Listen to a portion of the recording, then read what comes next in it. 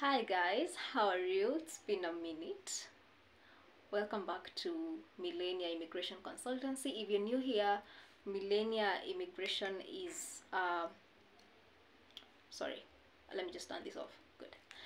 Welcome back to Millennia Immigration Consultancy. If you're new to our channel, here we discuss matters immigration, visa applications, consultancy, procedures, and any other questions we have regarding anything to do with immigration. That is exactly what we do.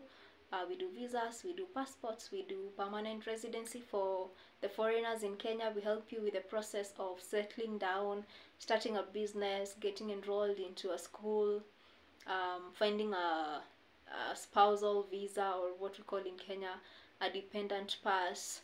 If you just want to come and check around, see which business would suit you best, changing your tourist visa into something that is more of a business visa, or getting a special pass.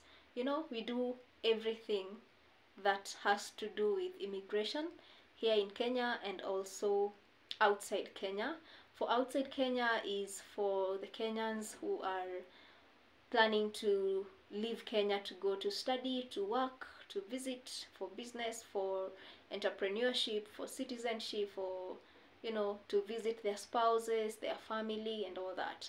So, but not only Kenya, nowadays we're also getting clients from other parts of Africa, like let me just give a shout out to people from Tanzania, people from Uganda, people from Cameroon, South Africa, Nigeria, and Ghana, and the Central African Republic, Ethiopia, and South Sudan. I think those are some of the countries that really reach out to us for our services and just to do consultation and make inquiries. So thank you so much. It's been a while since I posted anything, and I actually I've been busy. We changed our office from Ngara, Nairobi to Gigiri, Eaton Place, second floor at the United Nations Crescent. It's just next to the American Embassy. So if you know where that is, just behind Village Market, that is where the office is. Otherwise, it's still me in the office. We have only upgraded to a better location, and that is thanks to all the support and you people trusting the vision for this business and how far we can go. So thank you very much. I couldn't have gotten to where I am today if it was not for clients who believe in me, who give me their work even without knowing how it's gonna turn out. There are people who have come to my office and have literally asked me to get them appointments at the embassy in 2 or 3 days, and I had to figure that out. So thank you very much. Of course, we cannot do what we do if we don't have the support from people at some of the embassies, some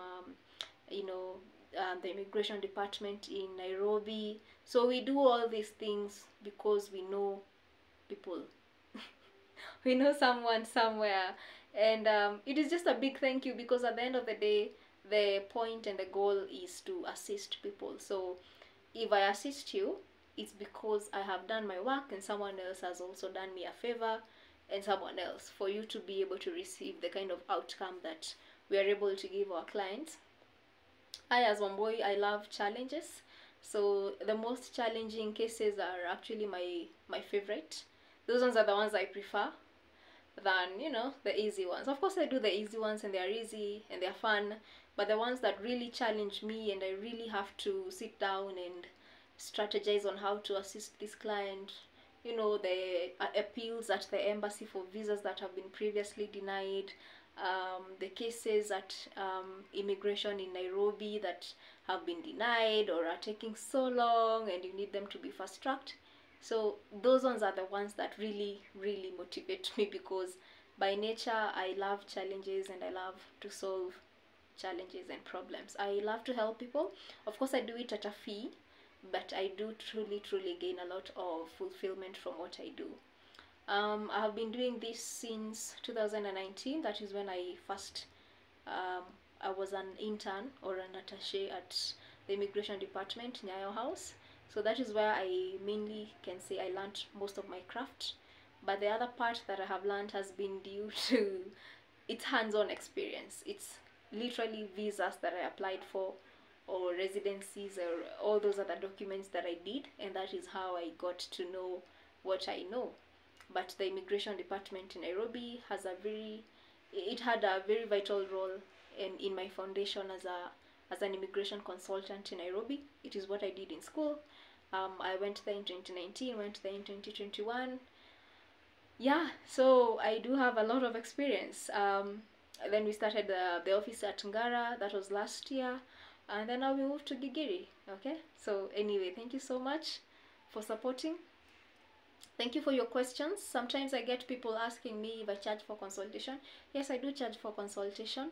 Whether you choose to come to the office or we do a virtual consultation on Google Meets or Zoom, I will still charge you for consultation, which is 5,000 shillings.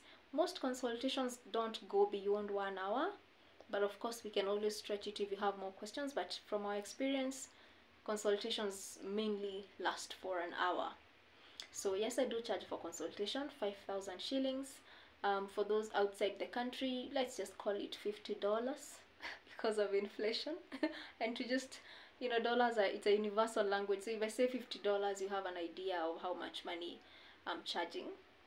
For passports, expedition, let me say if I fast tracked your passport, there's a certain amount I could ask for birth certificates, for marriage certificates, for dependent passes, for student passes, for special passes, for work permits in Kenya, all categories from A to M, and for permanent residencies.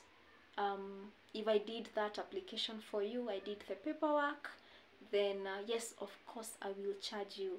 If you're calling me and asking me for your ETA that maybe you have applied for and you're traveling the same day, or you want to apply for, or maybe you had somewhere that Kenya is visa free. By the way, Kenya is not visa free. Please, Kenya is not visa free. Just don't believe what you read on the internet. Kenya is you definitely need a visa before you even board the flight. So it's not visa free. But if you find yourself at the airport or you are short of time and you need a visa, call me, okay? We can get you a visa in 30 minutes. And the way I'm able to speak with so much confidence and conviction about these matters is because I have recently applied for a license that was introduced to the Kenyan law in 2019. It's called Data Protection Act, and because I do receive a lot of personal data belonging to my clients, it has become very paramount for Millennia Immigration Consultancy to have that data protection license. It is a license that says that you, our clients, can be 100% sure that the data you share with us will be protected, will not be misused, and will be handled with all kind of respect and attention, and we can never ever disclose your data to another person. So don't feel safe. I've never ever had any case or any scenario or a scandal to do with people's data, because a lot of people, I get a lot of personal information, you know what I mean, bank statements, title deeds, logbooks, and all that kind of information. I have details for your children, for your spouse, I know where you live and all that. And even some clients will also send me their ATM cards, debit or credit cards, even with the CVC. So this is to ensure that you know that Millennia is complying to the laws of this country, the laws that govern our country. So yeah, now in today's video, I want us to talk about, there's a lot I haven't posted, and there's so much information to put out there, but I will be posting more often now that I bought a tripod. But today I want us to talk about one particular visa that is so sought after. I don't know whether it's just in Kenya or it's a thing that is happening maybe in the African continent. I don't know why you guys are going to Turkey. What's in Turkey? I think people are going for work. You guys are going to visit. I don't know. Turkey is one of the places I plan on visiting this year in December. But of course I'll be going for, for a little bit of business and also for tourism. But Who knows why Kenyans are going to Turkey? Anyway, the Turkish visa is one of the most sought after visa. Actually, if I can say, out of every 10 phone calls I get, maybe 2, someone wants a visa to Turkey. The one that precedes that Turkish visa is the Dubai visa. Whoa, Dubai visa. Anyway, let us talk about the Turkish visa, because unlike other parts of Eastern Europe or Asia, where would you categorize Turkey? Is it Asia or Eastern Europe? Oh, can someone, if you're from Turkey and you're watching this, is Turkey in Asia or is it in Europe, or is it a mixture of both? I don't know. Anyway, Turkey is one country that is very open to Kenyans, or let me say to Africans, and because of that reason, a lot of Kenyans, Africans, East Africans, let me just say East Africans, Eastern Africans. Wow, my professor will not. Is it Eastern Africans or East Africans? Anyway, you know who I'm talking about. Kenya, Uganda, Tanzania, Ethiopia, South Sudan, DRC, and Somalia lately. Welcome Somalia, by the way. Anyway, Turkey is one of the places where people have been seeking visas, and unfortunately, or it is what it is, the Turkish visa is not easy to get. It's not. It is actually, in my opinion, which is a professional opinion as a visa consultant, it is just as strict, if I may say, as an American visa. Of course, the approval rate is higher than the US visa, but the documents that you need to show are just as strict. If it's a Qatar visa, that one is easy to get, right? But Turkey, you do have to prove a lot. So I brought my tablet because I've written them down somewhere here, and I also brought this paper that I got from a friend of mine at the Turkish embassy.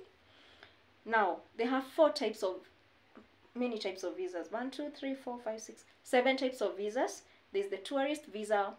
Of course, for tourism, you want to go visit Turkey for the culture, for the coffee, for the women, for the men, for the they, them. You're just going to see around, see the Hagia Sophia, and see all those tourist places in Turkey.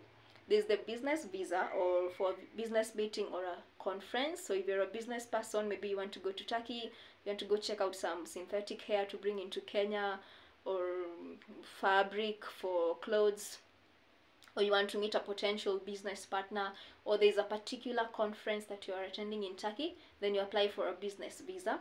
The other type of visa is called a conference/seminar/exhibition. Again, this is like when they have exhibitions that cater to a particular demographic. That's the kind of visa you'd be applying for. There's an employment visa, which is, now this is what would allow you to go and work formally and legally in Turkey without getting into trouble with the authorities. There's the education visa if you're going for studies.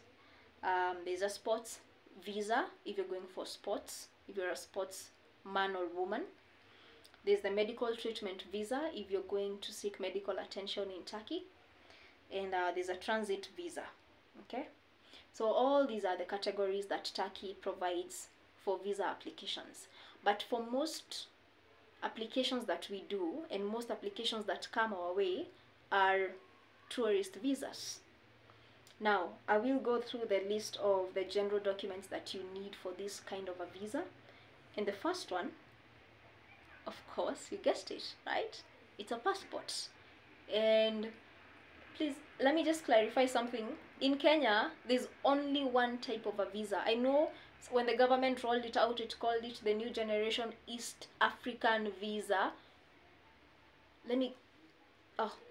I'll show you my passport the next time. But the Kenyan passport, it's written East African passport. There's nothing like a Kenyan passport. That is what is a Kenyan passport. There's no other passport that the government rolls out.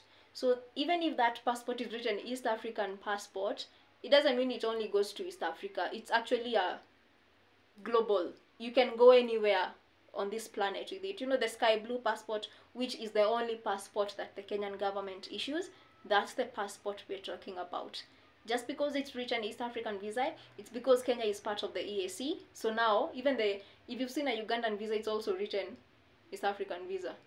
Then Uganda, Tanzania the same, and all these other East African countries the same. So just to clarify for people who keep asking me, should I use a Kenyan passport or the East African passport? I'm like, that is what a Kenyan passport is. And it doesn't go only to East Africa or Africa, it goes everywhere, even to Antarctica, or even to Mount Everest. Like the Kenyan who was hiking there, he used that passport. When I've traveled outside the continent, I've used that passport. So don't worry, don't fear, that is the only passport. The other thing I get, I know I'm not laughing because of their ignorance, it's just because, I'm sorry. Guys, we have 3 series of passports in Kenya, A, B, and C. A is the 34 pages. B is the 50 pages. C is the 66 pages.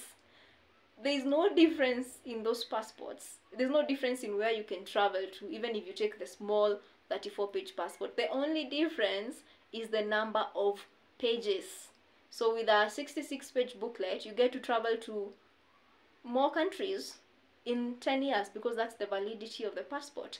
If you take like a small passport, the 34 pages, and you pay much lower, the only countries you only get to travel to 34 countries. But I know sometimes when you apply on the e-citizen website, not all categories are available, so you only get to pick whatever is available, whatever the government is dishing out. Take whichever. I tell my clients, take whichever. Don't think about it, because even if you take the tiniest passports, hey, those are 34 pages. Can you imagine you traveling to 34 countries? That's a lot, and the passport is valid for 10 years. So don't fear taking a small passport. You'll still use it at least for 34 countries before you even need to replace it, or before the 10 years are over.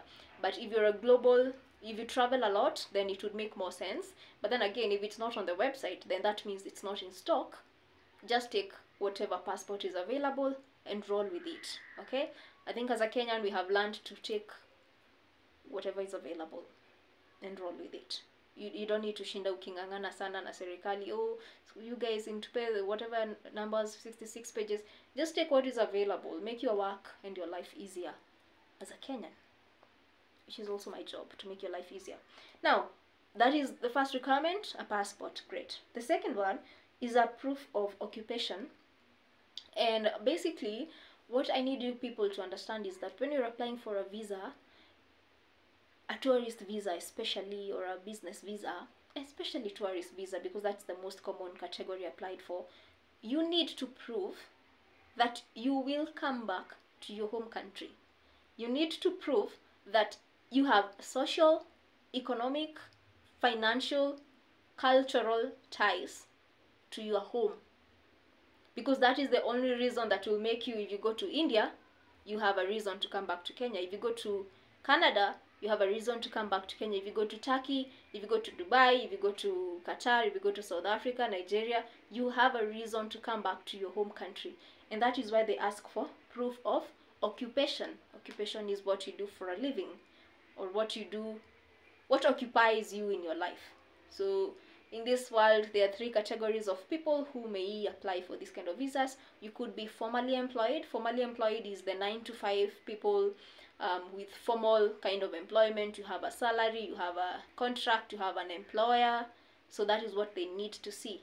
So if you're formally employed, then you need, 1, a letter from your employer saying that they are aware that you will be leaving, or you won't be at work from 20th June to 1st of August because you're traveling to this and this country, and when you come back to Kenya, your job will be waiting for you. So you need that letter from your employer. It's a letter of absence or a leave letter. It's a consent from your employer. The second letter you need from your workplace is the contract that shows when you started working, what position do you do in that company, how much money do you make, is it full-time, is it part-time, is it a contract, you know. The other document you could use to prove that of your occupation is your pay slips, whether they are monthly or weekly or just pay stubs. You need that. So you need your contract, your leave letter, and maybe 3 months pay slips. And you can also attach your bank statements, because your money comes from your employer into your bank statements. Number 2, you can also be in business. Business is actually, most Kenyans are in business. If you are in business in this country, you're required by law to have business, at least at the very, very least. Who is the most common type of business, or rather where you'd start, is to have a business name registration certificate. Okay, this is not a company yet, it is just a business name.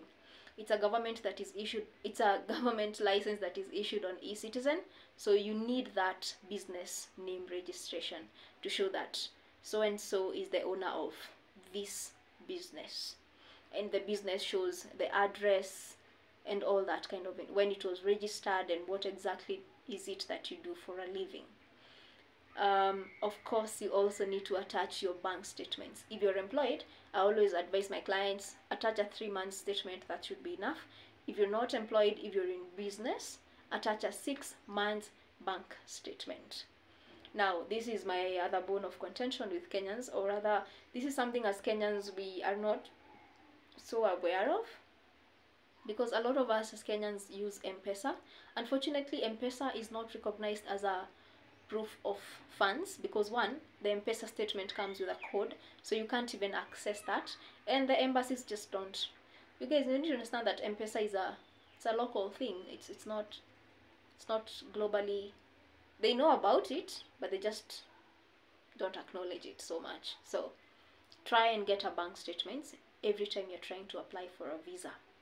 And of course, the other category of people would be students. If you're a student, then you need a letter from your school, you need an enrollment letter showing that you enrolled into that school. Are you an ongoing student? Are you on holiday? You need even other things like maybe transcripts, you know, or tuition fees that you pay. What is it called? The statement that shows how much money you pay. What was it called? I forgot what we used to call it in campus. But you know that statement from university that shows the fee statement. Yes, you need things like a fee statement, a student ID, a meal card, you know, things that just show that you're a student. And of course, you need a letter from your dean or your professor or whoever is in charge, maybe the chairman, to show that if it's in session, then of course they're aware you're traveling, and if it's not in session, again, you're on holiday. So you need evidence. They just need to see evidence. Now, there's a category of people who are not in formal employment, they're not students, and also don't have the business licenses. Maybe someone is like, I'm just a hustler, I really, really don't have all those business licenses. What can I do? Unfortunately, I mean, we can think of something, but you really, really need those documents. There's really no way to go around it. But then I will talk about, maybe that is why you could need a sponsor if you cannot show that you have your own money. Then the other document is a bank statement. 6 months, they said 6 months, up to date, stamped by the bank.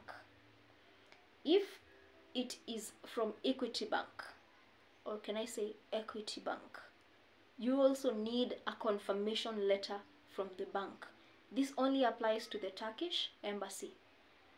Other banks, ABSA, KCB, NCBA, ABC, all those other banks in Kenya, you don't need a confirmation letter.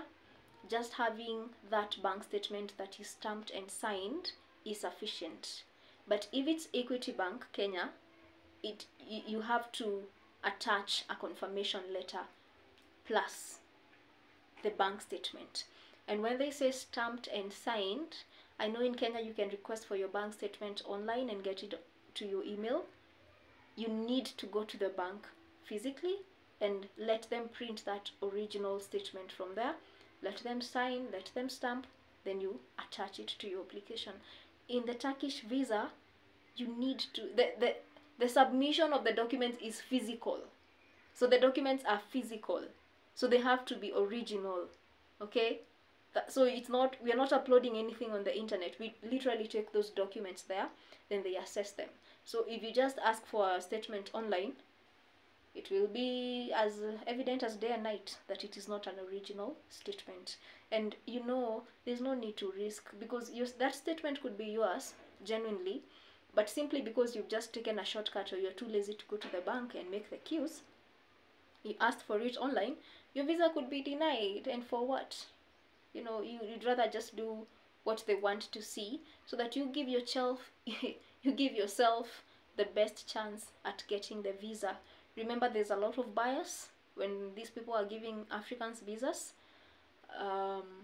Unfortunately, that is the situation.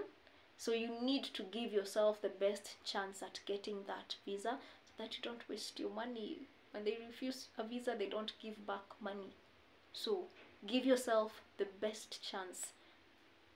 Hivi, you have to get it right the first time, because if they keep denying a visa, or even if they deny once, that keeps a bad record, so the next time you're trying to apply, they'll be like, see, this one we denied last time, what has changed? Why should we now consider you for a visa? So there's no need of dirtifying your record if you can help it.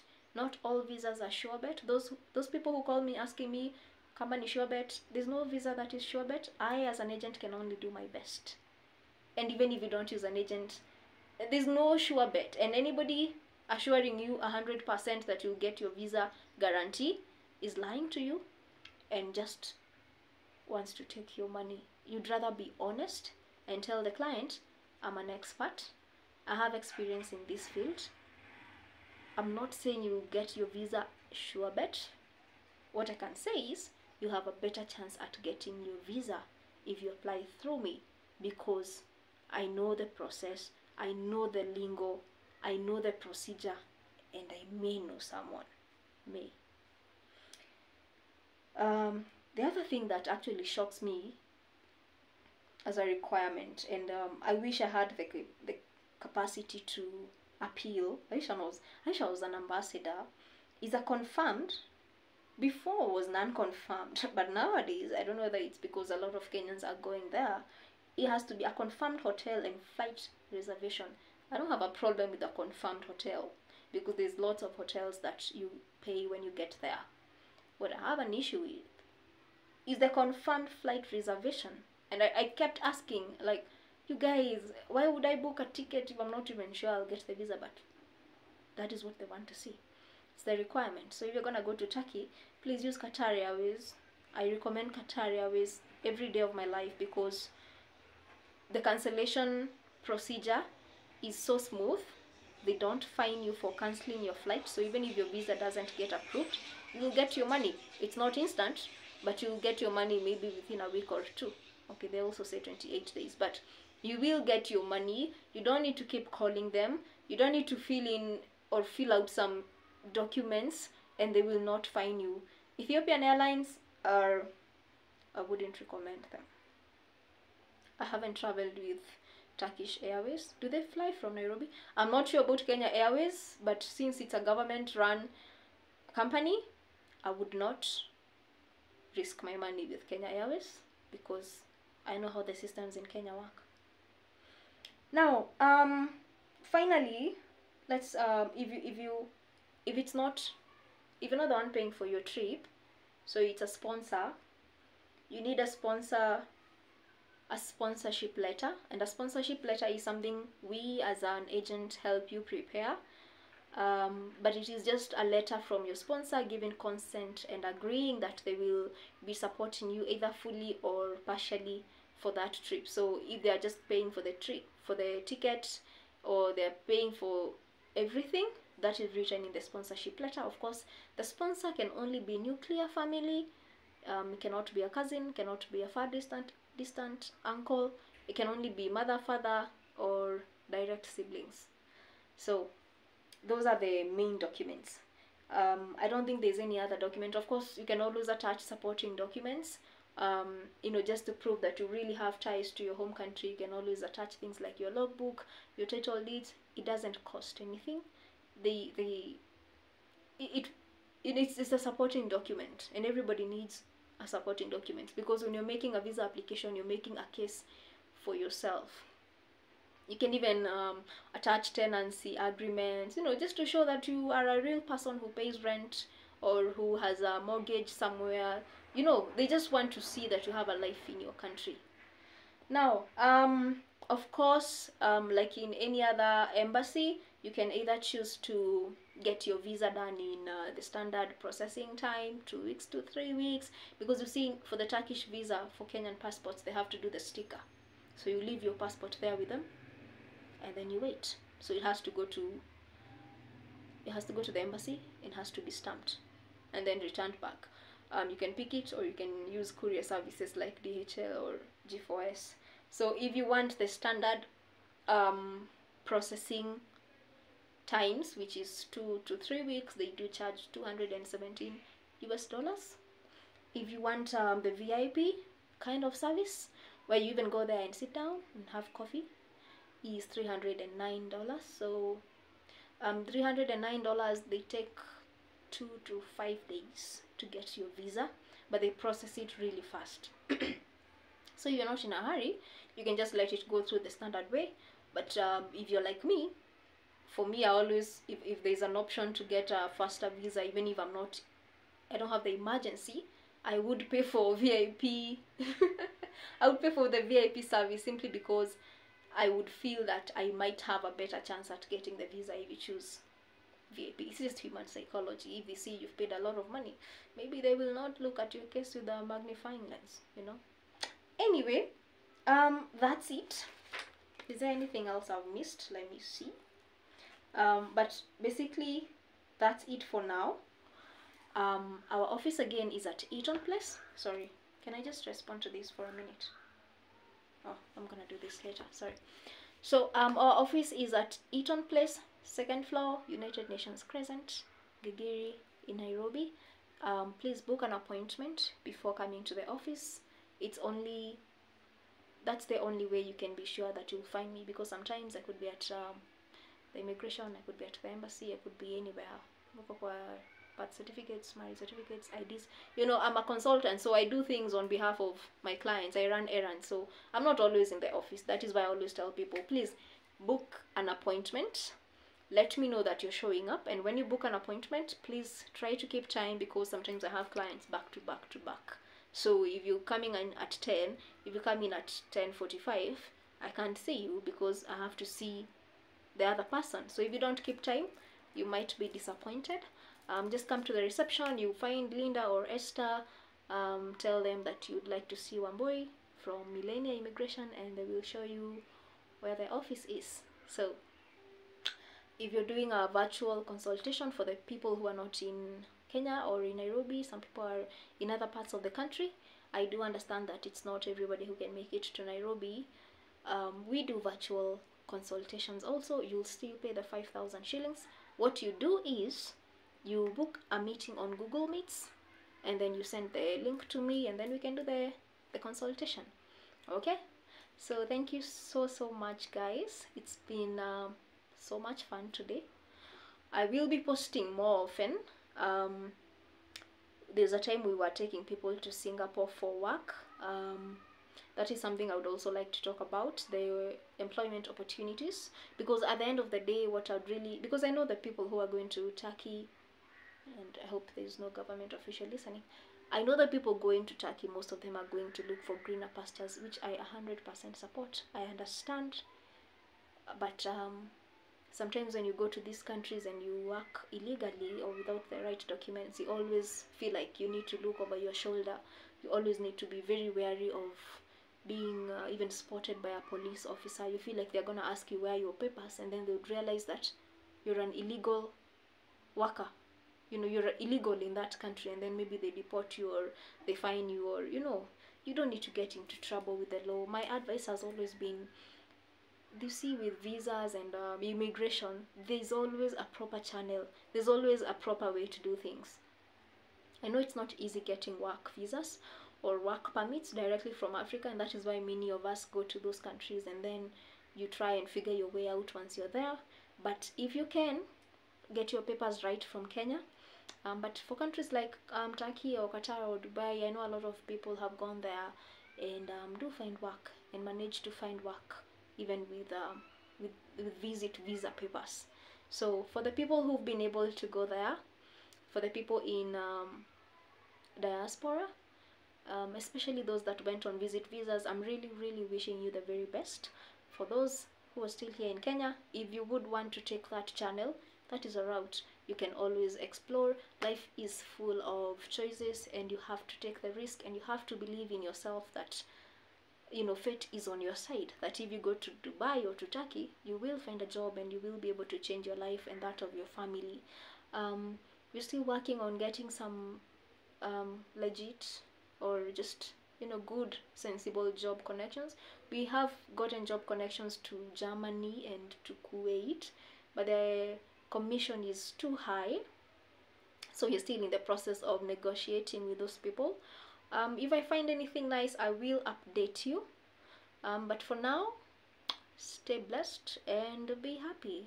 So if you have any questions, you can always call me. You know my number. My page is also on Google. If you just Google Millennia Visa Specialists Kenya, you will find our page on Google. We do have an Instagram page, a TikTok page, a LinkedIn page, and also this YouTube channel. So my contacts are all there. I only have one phone number and one email address that you can always reach me. Of course, call me during working hours. Do not call me on Sundays, because that is my Sabbath day, and I do not work on Sundays unless it's an emergency. And when I say emergency, I mean you're at the airport and you need a visa and you just have to call. So I will tend to such people. But if you can wait, then let's keep things a bit professional. I am open for work every day from 8 to 6 p.m. Past that, you can always leave me a message on my WhatsApp. I will respond to it. But of course, don't call me at night, and don't call me on Sundays unless it's an emergency. So thank you so much, guys. I hope to see you soon. Come to the office, let's have a chat. Whatever issues, whatever questions you may have regarding immigration, regarding which countries you can go to and find some work, or which universities in Australia are the best for this and this kind of courses, student visas for Canada, America, what kind of opportunities.